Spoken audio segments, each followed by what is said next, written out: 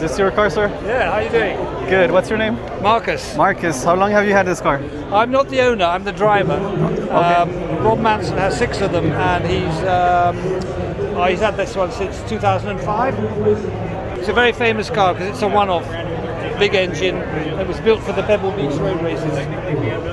You've been driving it since when? Since 2015. 2015. Yes, I'm a seasoned veteran. All right, cool. You mind if I hop on? In you go. Thank you. Welcome to Verano Street, and this is the Manning Special from 1952. And my name's Marcus.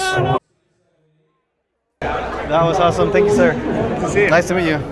It'd be quite fun to have that for our website. I'll give you a shout. Thank you. So that was cool. Well, tell us a little bit about this beautiful blue Red Rose racing machine number 81. 1972 Chevron E21.